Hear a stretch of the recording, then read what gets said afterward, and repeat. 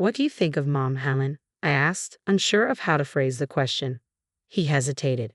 What do I think of her? Well, she's someone who struggles to keep up with household chores. A bit slow, isn't she? He paused before adding, I guess, as a parent, I should scold you for saying that.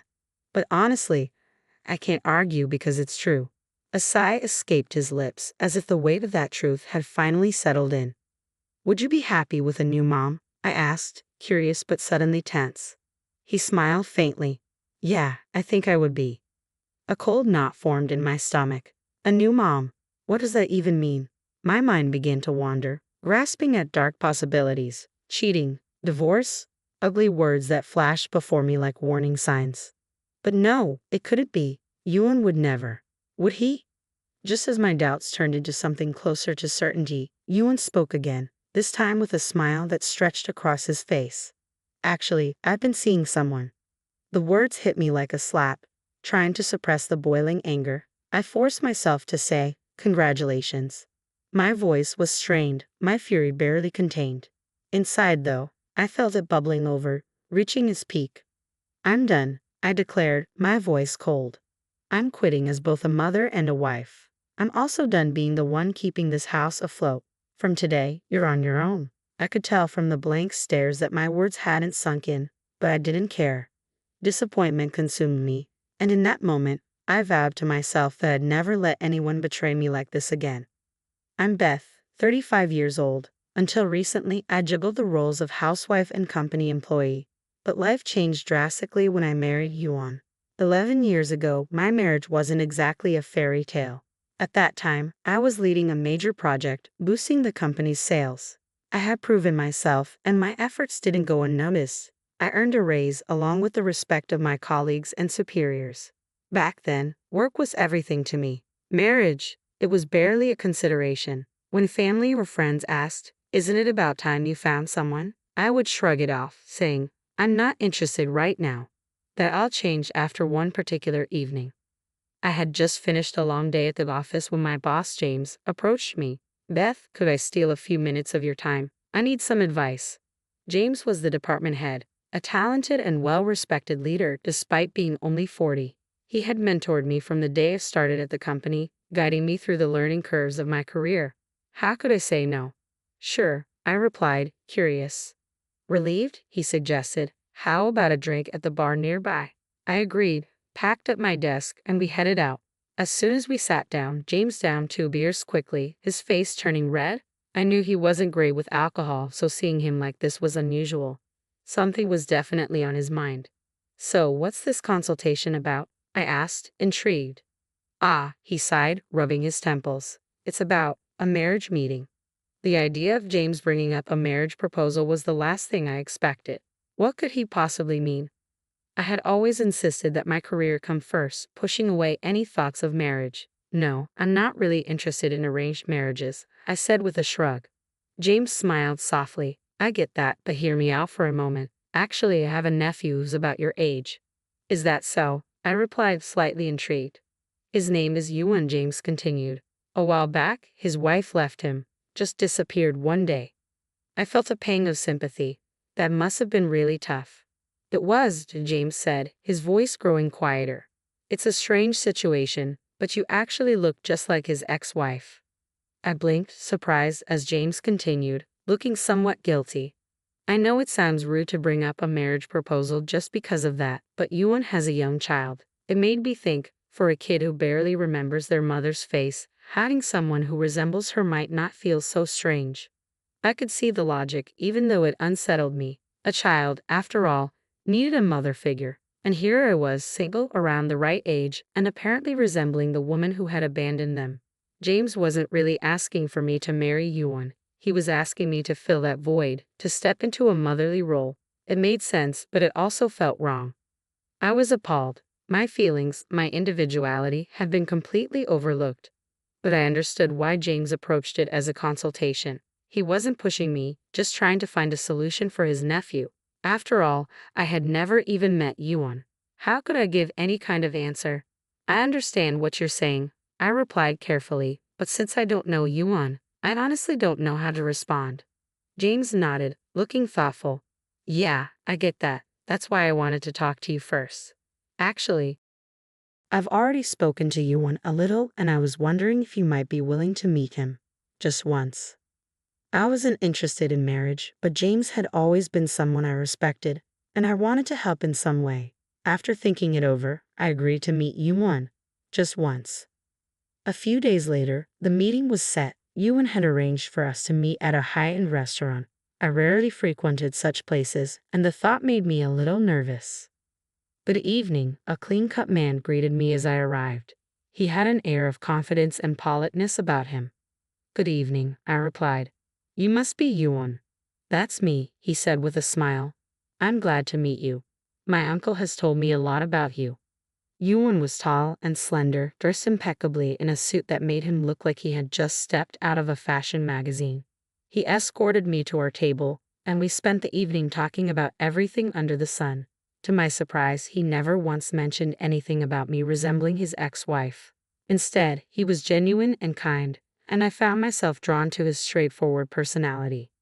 As the evening wore on, I realized I was enjoying his company more than I had expected. After that dinner, we started seeing each other more often, and before I knew it, my feelings for Yuan had deepened. Then, one day, Yuan invited me back to the same restaurant where we had first met. We enjoyed a quiet, elegant dinner, and as we finished our meal and sipped wine, something cold touched my lips. Take a closer look, Yuan said with a playful smile. I looked down at the bottom of the glass, and there it was, a sparkling diamond ring rolling gently against the glass. Yuan reached for my hand. Beth, through all our conversations and time together, I've come to deeply love you, he said, his voice steady but filled with emotion. I smiled, overwhelmed. Yes, I replied. Yuan hesitated for a moment, then spoke again. You might have heard from my uncle that you resemble my ex-wife. I nodded, feeling a small ache of hurt but remaining silent, waiting for him to continue. But he added, his gaze softening as he looked into my eyes, my love for you isn't based on something as superficial as that. It's you, Beth, everything about you that I've fallen for. And in that moment, any doubt I had melted away. I'm truly drawn to your inner self, Yuan confessed, his face slightly flushed. Whether from shyness or the wine, I wasn't sure. So, if you're willing, would you marry me? Yuan had always been a gentleman on our dates, sincere in his words, always showering me with compliments. I had spent my life focused on my career, but in that moment, I realized there was more I wanted. I had desires beyond my work, desires as a woman. Yes, I'd love to, I replied softly. I accept. And so, Yuan and I got married. As a condition of our marriage, I was asked to quit my job and become a housewife. It wasn't that I didn't feel some regret about leaving my career behind, but I wanted to support Yuan as his wife, so I agreed. Life settled into a peaceful rhythm. Yuan was now my husband, and his daughter, Helen, became part of my daily life. It could have been a story of a simple, happy family, but life always has its unexpected turns. 11 years into our marriage, things began to change. Yuan's demeanor shifted. He became irritable, quick to anger over the smallest things. Perhaps it was the stress of work, but the man I had fallen in love with seemed to vanish, replaced by someone who raised his voice at every minor dissatisfaction. This, I told myself, was part of life. I bore his outbursts in silence, continuing to fulfill my role as a housewife.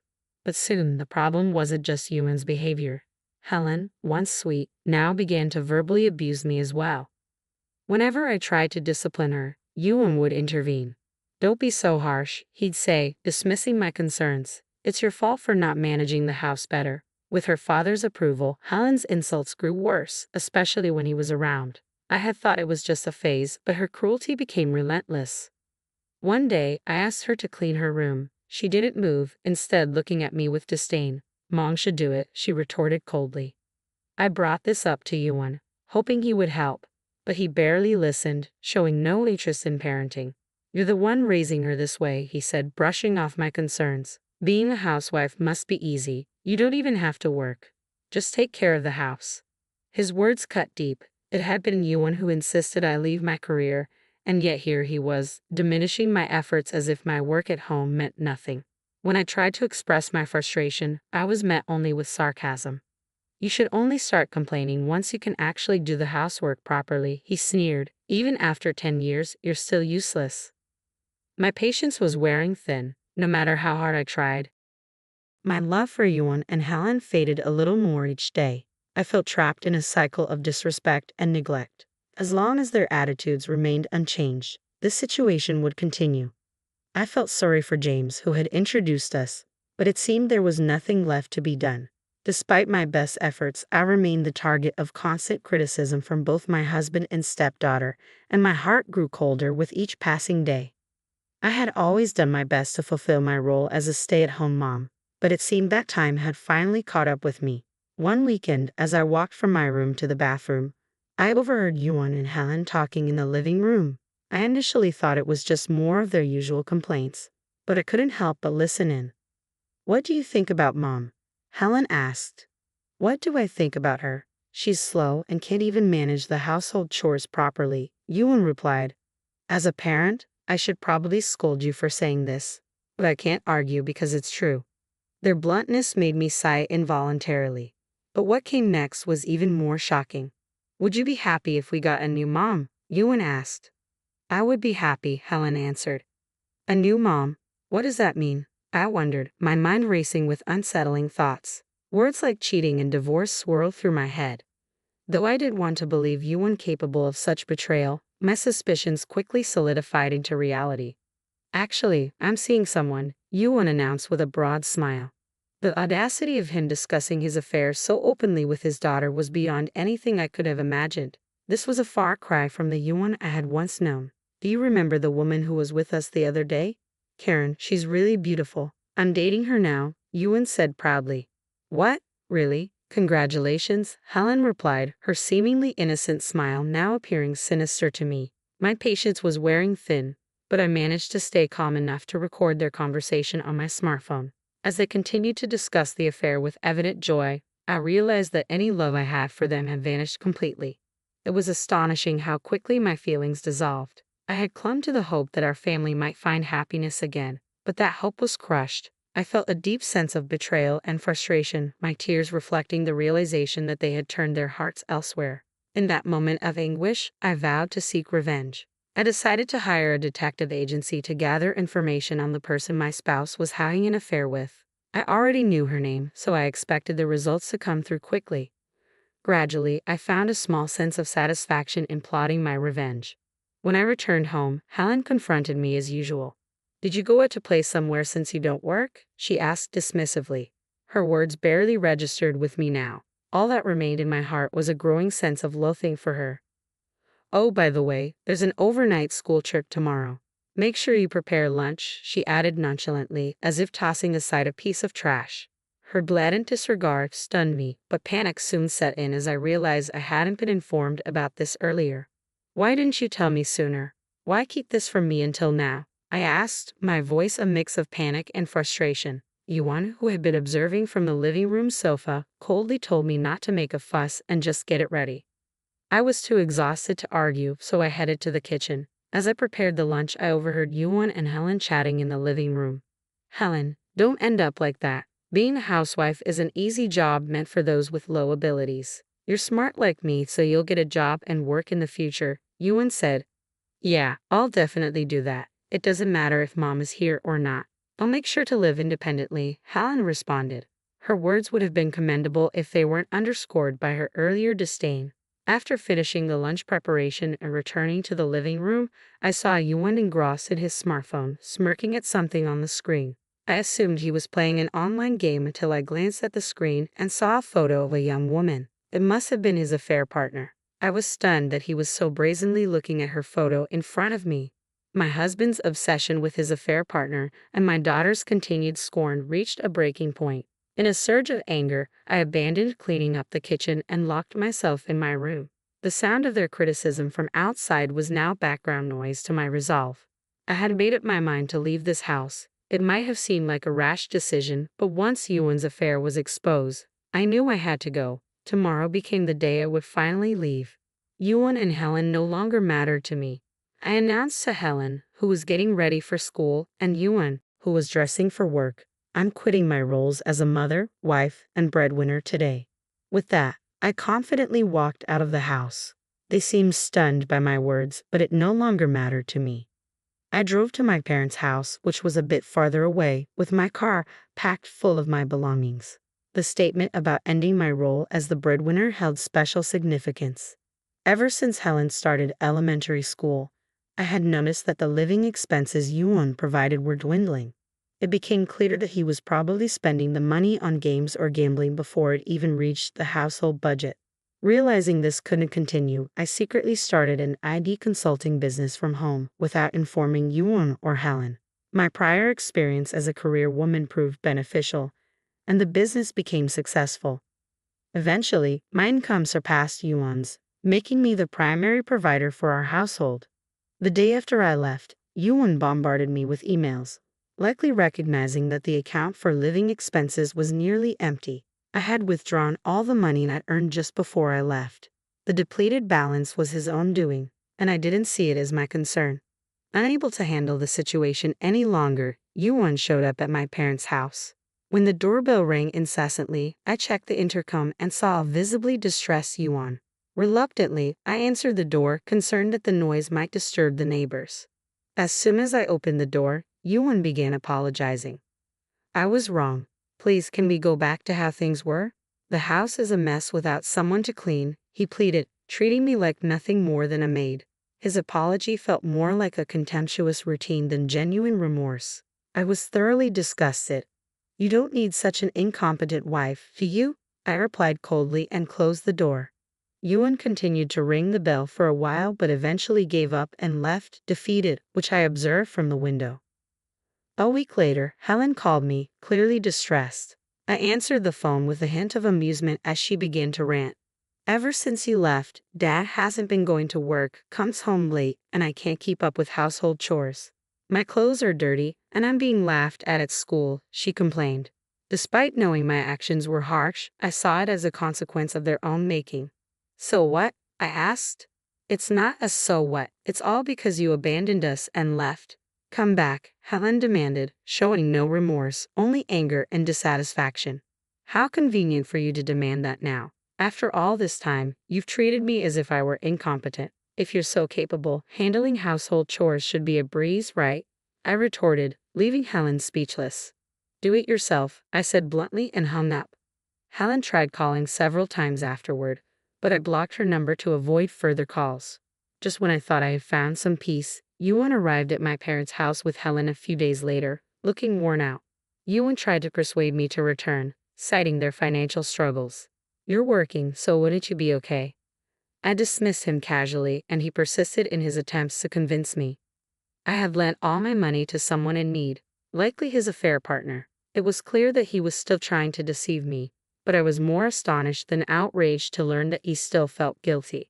The living expenses had suddenly vanished. Did you take them? He asked, admitting his wrongdoing but begging me to return even a small portion. Faced with his accusation and feeling like a thief, I was momentarily speechless. I decided it was time to reveal the truth. I had been supporting our household with the income from my own company. My business, specializing in remote services and virtual spaces, was thriving, and my income far exceeded his annual salary. That's nonsense. It has to be a lie, Yuan insisted. I'm not lying. You've always belittled me, but in reality, I was the main provider. Rent, groceries, utilities, Helen's allowance, and school fees, all were covered by me, I explained. Their shocked and crumbling demeanor was almost comical. It doesn't matter. Just come back. If not, I won't leave here, Yuan said, sitting on the floor like a petulant child, refusing to stand. Seeing their desperate pleas made me reconsider. I decided to return to the house with one goal in mind. Upon arrival, I was greeted by a sight that confirmed my decision. Unwashed clothes piled up in garbage bags stacked everywhere. Yuan's arrogance returned the moment he saw me. See? Do your job as a full-time homemaker, he sneered, as if my return was some sort of triumph for him. You should rely on your mistress instead, I retorted. Mistress? What are you talking about? Yuan feigned ignorance, though it was clear he knew. I presented the detective's report and played recordings from my smartphone. Here's the evidence. Plus, you were openly discussing dates with her in the living room. You can't deny it. Yuan was speechless. Anyway, I'm divorcing you. Don't ever show your face to me again. He continued to plead, but I was unmoved. My income is many times yours. Do you think I have any reason to stay? If this doesn't convince you, we can go to court. You've used and insulted me for too long. Finally, he was left speechless. Helen, speaking up for her father, demanded, "It's the worst to abandon your own daughter. I'm a minor. You should take care of me. I can't stay in this house anymore. Take me with you." Her arrogance was infuriating. I firmly refused and decided to reveal a cruel truth. Helen and I were not blood relatives. We were complete strangers. Her shocked expression was almost satisfying. "What? I'm not your real mother. Your biological mother left, but Beth, your current mom, resembled her, and you took to her right away," I said, relishing her disbelief. "What? Dad, what's going on?" Helen's voice trembled with confusion. "Oh, your real mother ran away. Beth looked like her, so you accepted her as your mom," Yuan explained, though his words seemed half-hearted. Helen began to cry, unable to comprehend the deception. Despite my efforts to be a mother to her, it was clear this was the end. I no longer felt any love, only disdain. "You've always blamed me for everything. Fix it yourself," I said, and quickly left the house. After returning to my parents' home, they continued to contact me for a while, but I ignored them until the calls stopped. I divorced Yuan and demanded compensation from him and his mistress for the emotional distress they caused. Helen became more introverted and avoided people at school, her behavior leading to a lack of friends and apparent neglect. Yuan started missing work frequently and was eventually demoted. They eventually moved to a cheap apartment, struggling financially. I hope Helen reflects on her actions and matures into a respectable adult. Ultimately, Yuan was abandoned by both his wives, including me. My tumultuous marriage came to an end, but I am now thriving. My work is going well, and a new project is on the horizon. While the challenges of dealing with Yuan and his family were significant, I am dedicated to the success of my new endeavor and looking forward to a hopeful future.